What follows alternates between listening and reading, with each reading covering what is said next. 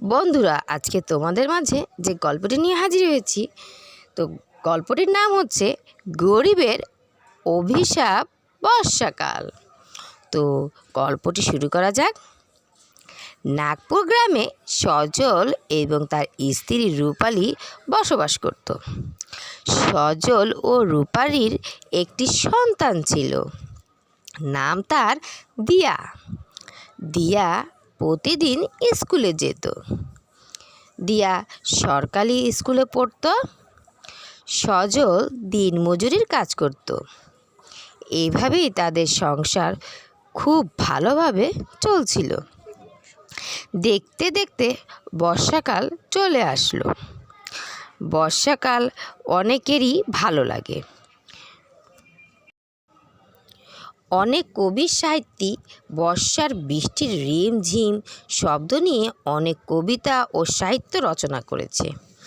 এ বর্ষা কারো কারোর জন্য অভিশাপ নিয়ে আসে, ঠিক তেমনিভাবে বর্ষা দিয়াদের জন্য অভিশাপ হয়ে এলো।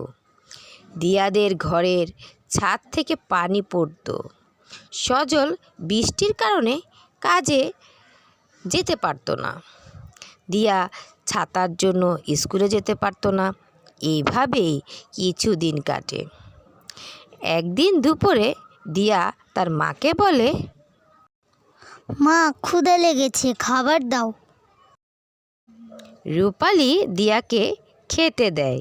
দিয়া প্লেটে খিচুড়ি দেখে বলে, মা, আমি খিচুড়ি খাবো না। আমার প্রতিদিন খিচুড়ি খেতে ভালো লাগে না। মা, দিয়া কষ্ট করে খেয়ে নে। বর্ষাকাল আমাদের জন্য অভিশাপ।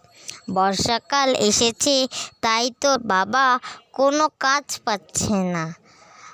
আর মা, ঘরে তো টাকা নেই, না হলে তোর জন্য কিছু খাবার কিনে আনতাম। কষ্ট করে খেয়ে নে মা। দিয়া আর কিছু না বলে খেতে লাগলো। এইভাবে আরও কয়েকদিন কাটলো। হঠাৎ একদিন সকাল থেকে রাত পর্যন্ত বৃষ্টি হচ্ছিল। এত বৃষ্টি হচ্ছিল যে ঘরে বন্যা হয়ে গেল। 2 থেকে 3 দিন টানা বৃষ্টি হচ্ছিল। দিয়া, তার মা বাবা, তারা সবাই বিছানার উপর 2-3 দিন কাটায়। এই 2-3 দিন তারা পানি খেয়েই বেঁচেছিল।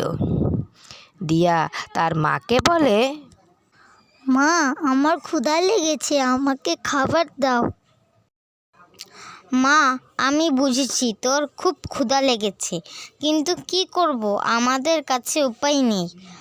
আল্লাহর কাছে প্রার্থনা করো যাতে বৃষ্টি পড়া বন্ধ হয়ে যায়। তখনই হঠাৎ আশেপাশের কিছু লোক এসে শুকনো খাবার দেয়। দিয়া তার মা বাবা এই শুকনো খাবার খেয়ে 5 দিন বেঁচে ছিল। তারপর বৃষ্টি পড়া বন্ধ হয়ে যায়। দিয়ার ঘরের পানি সব বেরিয়ে যায়। এভাবে আরও কয়েকদিন কাটে। দেখতে দেখতে শরৎকাল আসে। তাদের অবস্থা আগের মতো হয়ে যায়।